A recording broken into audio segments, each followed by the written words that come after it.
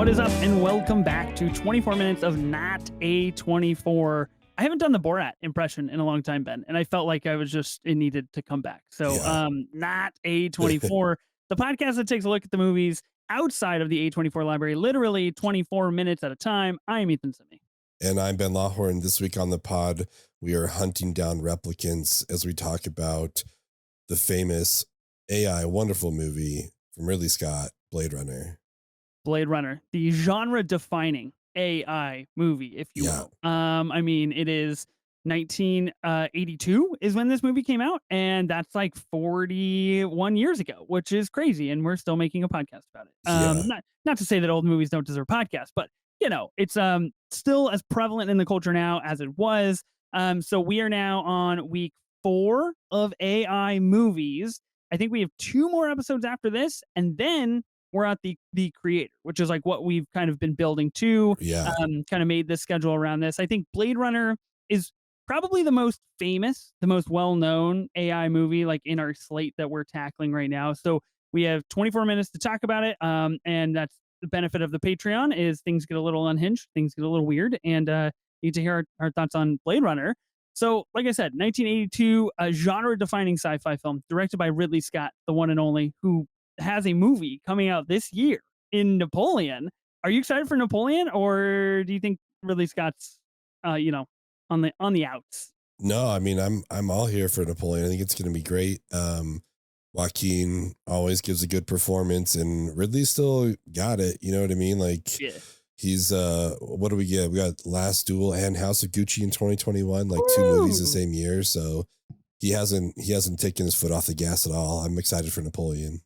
Dude, and honestly, from my perspective, both those movies, absolute heaters. Unbelievable. The Yeah. Last Duel, people are just incredibly sleeping on that film. It absolutely a wonderful movie. House of Gucci, very, very good. Let's see.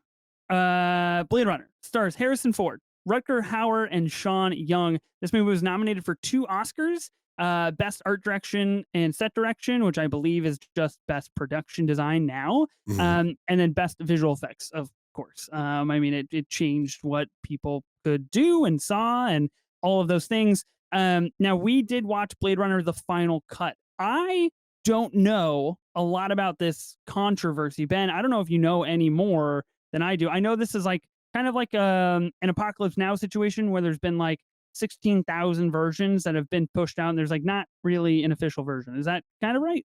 Yeah, I mean, that's my understanding. This is more or less the official version now. This is like in 2000, I think Ridley put this together, 2001. So I think this is like what he wants it to be, what he wants people to see. I imagine there's just a lot of studio interference. I'm sure there's people who know better than I do or than we do than exactly what, the situation was. But yeah, in 2001, he was able to put together what is referred to as the final cut. And it kind of brings together the story, makes it less confusing because there's just a lot of abstract stuff with the first Blade Runner, which I think also gave us some of its charm to certain people, but this is the more complete story for sure. Interesting. I think I've only ever seen the final cut. I don't think I've seen the first version or rendition of whatever it is. Of course, we're gonna talk about our feelings and our thoughts on the movie. We'll do a few true cinema moments, but I'm curious because Blade Runner 2049 was done by Denis Villeneuve. Stars my boy Ryan Gosling. Where do you stand on the Blade Runner versus BR 2049? Do you have a preference? Do you like one over the other?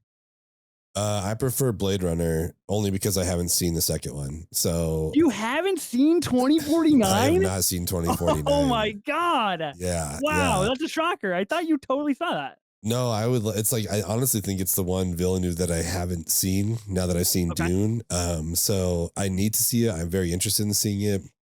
I think part of me is hopeful for like a re-release in theaters or something like that. I felt the same way Yeah. about Dune. I was like, oh, I just want to see it in the theaters. I just missed it basically.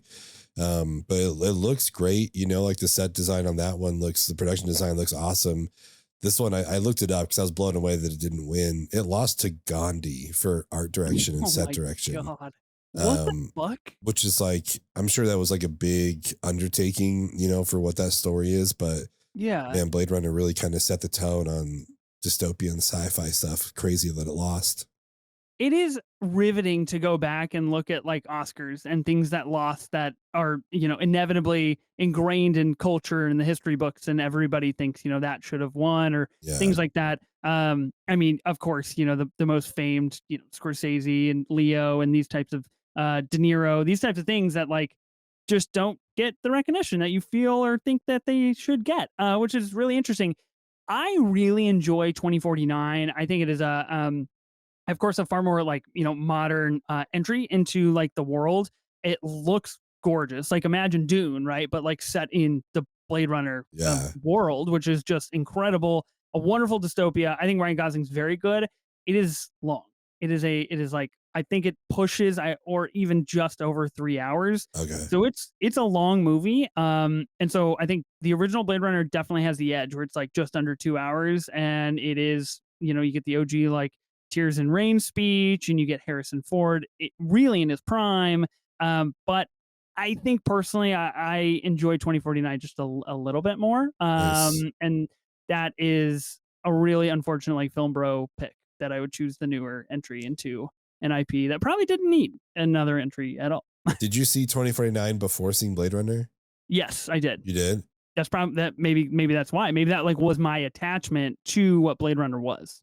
Yeah, I was curious, like, how did it affect your viewing? Like, did they make I sense was of the lost. story? Okay. I was Yeah. very confused. Yeah. Yeah. So But I you're just think happy to see Gosling on the big screen. You're like, this is oh, great. I love this. Yeah. absolutely. I was like, sick. Ana de Armas is like a CGI robot. Very cool. Like a hologram. Love it. Nice. So yeah, I think I just like enjoyed it. And then now that I've seen Blade Runner, I think this was like my third time watching Blade Runner. I totally know, and I'm pretty recent on seeing 2049. I totally understand like the connection points. I think they did a pretty good job, like revitalizing an IP project Nice. like this. Yeah. Um, so yeah, I'm glad. I think the first one is, of course, like mandatory. Like if you're like 100 movies you have to watch before you die, but Blade Runner's in there. 2049 is not in there. That's Yeah. just That makes how it's gonna sense. go. I love Blade Runner. I think it's fantastic. I don't think it's perfect. I do think it has its flaws, but I think it is a wonderful, iconic movie. What are you general thoughts? And then if you want to kick off your first true cinema here. I respect it more than I like it, I think. Oh, okay. Yeah. Blade Runner. It is I understand its importance to sci-fi, and like it really did set the tone with its set direction. Like it's beautiful to look at. I just think it's like so boring. Like it's a boring movie to me, It's you so know? slow. Yeah, it's like it's just really slow. And it's like this is cool. Like it's a great like background for like some lo-fi YouTube beats, when I just want to like relax at home. I was like, yeah, take me through the Blade Runner world. Like it's cool to look at. It's like it's so awesome. Make the argument that it's even better than like a Star Wars landscape. Like I Mm, love looking at it. I love everything they did with it.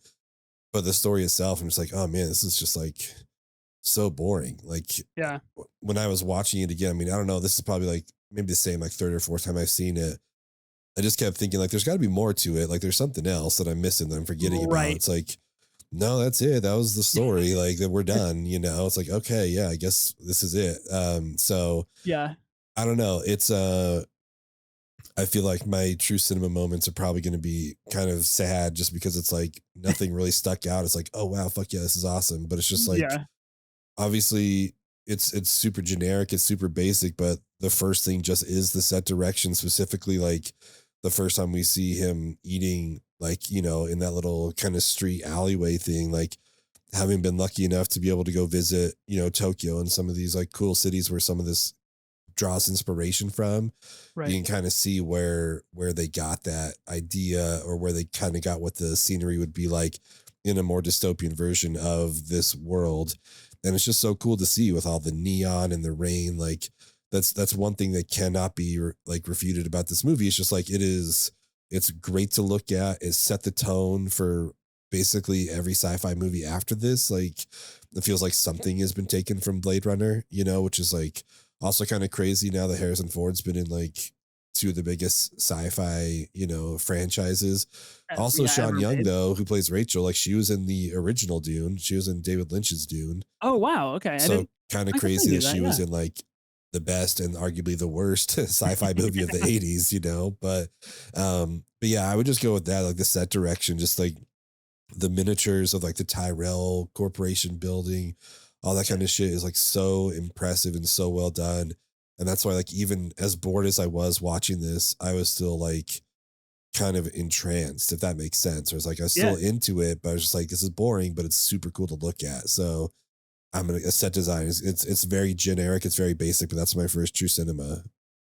I mean, I agree with you on some aspects. It is super slow. Like it is super boring in terms of that. I think the one thing that really irks me about this is that when Pris meets the guy, I can't remember his name, Jay something. Oh, Um JF, yeah, yeah, JF something.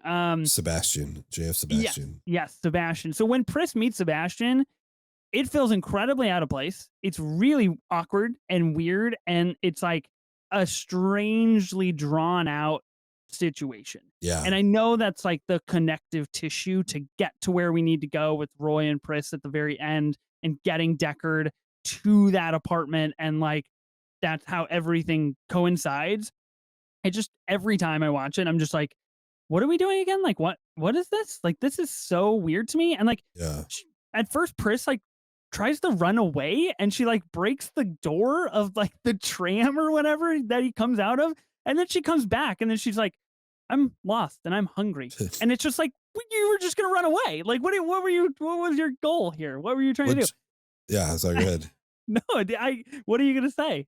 Just that, like, that was an accident too. I don't know if you like looked up the trivia on Oh it, but no, I like didn't know that. she didn't. Yeah, she just slipped on because it was so slick and like crashed Sick. through the glass, which is crazy to watch it in retrospect. So I'm like, oh yeah, I guess when you're an actor, you just have to keep going until they You call just cut. roll with it. Because Oh she my just like smashed god. her elbow and she still has a scar, I guess, on her elbow from that scene. But they still just Wow. like it's all still one take where she just comes back and they talk and stuff. And it's like, man, this lady has glass in her elbow right now. And you guys are still just like going through with it. Such a crazy, crazy scene, knowing that like that was not intentional at Yeah. all. But That's just weird. I guess that's one of those instances where it's just like the accident didn't pan out. Like I don't think it works for yeah, that yeah, situation. I think there's a lot of weird things, and I do feel like the second act tends to drag a bit with that very like forced romantic kind of novel between Deckard and Rachel. I think I'm much more interested in like their relation to one another, like as potential both replicants and like those and that kind of idea versus yeah, like Deckard trying to find love. I guess I'm not super involved in that. My first true cinema moment is actually just the beginning, like the concept. Like we get the word scroll that happens and you're introduced to the world, and basically like replicants are superior in strength and agility. I love that they phrase it at least equal in intelligence, not necessarily superior. Um, and then you find out all these replicants are used as slave labor to inhabit other planets. And then there was a mutiny that happened. And then it's like they became illegal. So I think like in the span of the first 25 seconds, much like a Star Wars, you are immediately gripped with like, oh shit, like this world is kind of terrible and like yeah. really intriguing. I think obviously there's so much more to explore with Blade Runner. I think they tried to do an animated series, if I'm not mistaken. It I think sounds like that right. was a Yeah. thing. But God, I would just kill for like any more Blade Runner content. I think there's a lot to explore there. So my first true cinema moment is like the setup of the world. Somehow Palpatine returned. Yeah, exactly. Exactly what it is. uh, yeah, no, I think that's a great call because it does like set the tone for the whole movie, lets you know who these people are, who these replicants are that Deckard's going to be dealing with. It's like, oh, they're probably stronger, faster, all that kind of stuff than him, but he might be able to like Yeah. outwit them, maybe, like they're at least as smart. So who knows? What's But yeah, can I ask you, because I know like the ending was designed, or like at least I know is like a conversation starter. Deckard is a replicant, right? I think it's clarified in 2049, but I can't remember. It's been a minute. yeah, I think so. I think he is. That's Okay. my understanding. But they never do that. I don't remember anyway them doing that little eye mirror thing. You know how like with Rachel, like they do the iris, how it like looks Oh yeah, kind the of clear. the Like VK test. Yeah. yeah, and they kind of do that with they do that with a couple people that are replicants, but Okay. Yeah, I think he is. I believe he is. And yeah, I haven't seen 2049 obviously, but I feel like they established that in there. They did. But Yeah, I feel like it's yeah, a pretty crucial, like, storyline towards the end of 2049. I just, like, it's such an expansive movie, I can't remember every single detail, yeah, obviously, but it does in my opinion, it makes Blade Runner far more intriguing if Deckard is a replicant, because that's the whole thing with Rachel, right? Like, how could you not tell her? And yeah, how can she find out on her own? And now, like, for Deckard to be such an advanced model to understand those concepts, yet not know himself, is far more intriguing to me than just him being a Blade Runner. for sure. Yeah. Um, Mine also involves replicants. My second one, and it's when he just hunts down Zora, the girl with the Sick, snake. sick. Just a Yeah. really cool scene, just visually, just like visual badassery, like all the slow mo, like the clear, slicker, like rain jacket thing that she has on, like Oh, so good. is super rad. Big Haunted Mansion vibes right there, honestly. Yeah, exactly. Yeah. We need Danny DeVito running through like that. But yeah, just so much cool visuals in there. Like when she get the last one, it's kind of like a snow globe of sorts, and Mhm. falling through there. So just one of the shots that stuck with me, I guess, throughout this whole thing. It was like it's visually very entertaining and probably the most action or whatever that we see in the movie. So it's very cool. So yeah, that'd be my second true cinema moment. It does feel like that's kind of like the crux of the movie, where it's like, this is maybe what we could have had for 2 hours, is like Yeah. some really cool action, like Blade Runner hunting replicant shit, which would have been really fun. Like, I Yeah. think if this movie wasn't made in the '80s and didn't, like, genre define what's possible, I think that is such a heavy burden to bear and such a big cross that, like, it couldn't get out from the weight of that. But if you get one now, and I think, 2049 is also in that of, like, we're revamping this, and, like, Villeneuve's coming and Harrison Ford's coming back, and, like, Gosling's the new guy, and, like, all this kind of stuff.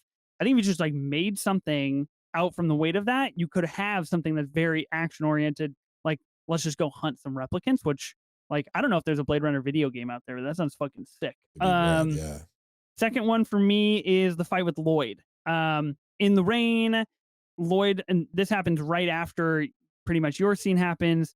Lloyd tells Deckard it's time to die, and they have some very strange line readings that are exceptionally replicant like, which I guess, like, kudos to them. And then Rachel ends up shooting Lloyd in the head, killing Lloyd, saving Deckard, and basically leaving just Batty and Pris as the only two replicants left. I like it. Good action, kind of funny. Harrison Ford just, like, doing his damn thing that he did in the '90s, where he's just, like, Yeah. getting the shit beat out of him all the time, which was pretty cool. And yeah, I liked it. That was fun.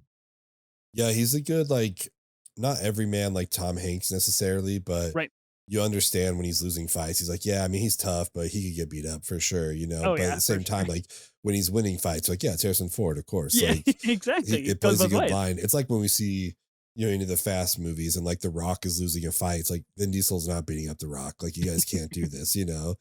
But Yeah. yeah, it's very believable with Harrison Ford here. My last one, I'm really just hitting the key moments here, I think. But it's getting lost like tears in the rain, Mhm. but mainly because Rucker Howard kind of like improvised that line, like that wasn't in the script. And I'd argue that it's like the most famous thing to come Wow. out of this movie, is that phrase, that saying. There was, some of that dialogue there at the end, he kind of paraphrased and kind of made his own, but that line itself, he added in. And I just think it's a beautiful That's line, incredible. right? And I think it just like speaks to how good he is as an actor and just like understanding his character and stuff. Because to know that something like that wasn't in there, but the way it fits perfectly, it was like, oh yeah, that's like that totally makes sense. So, and obviously it's just cool, like the scene itself, watching him kind of like shut down Right. and all that His stuff that's hand, like, start happening. to give out on him, and him, like, try to battle that decomposition. Yeah, exactly. I mean, because we learned earlier, like in your fight, it's like, how long have I been alive? It's like 4 years, and it's like all they really have. So it's like, Mhm. okay, these guys are about done. So yeah, I just thought it's a Yeah. cool scene, but I really liked the behind the scenes aspect of Rucker Howard's kind of like came up with that, and it's I think one of the most impressive parts of the movie. That's very original, Ben. Very good pick. I did not see that one coming. So All right. congratulations. I didn't know that that was like out of his pocket. That's unreal that he did that. I think what I felt watching it this time was that even though the movie is slow and feels boring and has some weird shit, that moment to me, like I thought this payoff is worth it. Like to get Yeah. to this stage with Batty and Deckard and for them to be kind of like battling these massive ideals of like what makes a human, what makes a replicant, like memories and these planets and exploration and like humanity as a whole, kind of sum down to that one single interaction. I think is definitely worth the payoff. Um, Speaking of Batty, my third true cinema moment is when he gouges out Oh, the eyes of Tyrell. Has nothing to do with other than the fact that like it looks fucking sick. And yeah. when that happened, I was like, oh, got it. That's why Jared Leto's blind in 2049. Okay, cool that they stuck to that. Yeah. And pretty impressive to like pull that off in 82 the way that they did. Like it looks legit and Oh, it yeah. looked painful. And shout out like Roy Batty. That's when you're, but really when you're just like this guy just animal knows no bounds, really. I was gonna ask you, Harrison Ford, real quick. This is he goes on a 5 movie run Oh, starting in yeah. 1980, okay? Empire Strikes Back, of course, kicks off the biggest movie IP franchise ever. Yeah. Indiana Jones, Raiders of the Lost Ark. Heard of Arguably it.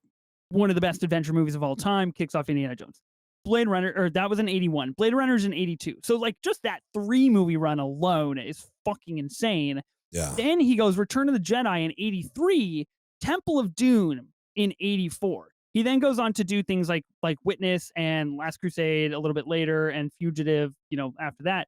But that 5 movie run, that might be in conversation for like one of the greatest 5 movie runs of all time. I know Temple of Doom hasn't aged too well, but like that's high key Spielberg weird shit and it's pretty good.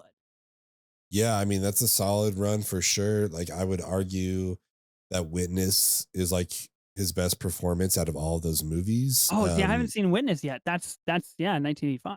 Yeah, that I mean, it's really, really well done.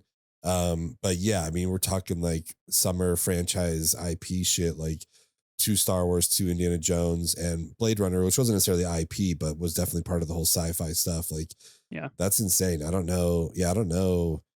Even I'd be curious to look up even like Robert Downey Jr. and stuff. Like, I don't know, some of these people in the modern day MCU have a run like this. Like, Yeah. that's a solid run for sure. Absolutely wild. Would this be in the A24 catalog?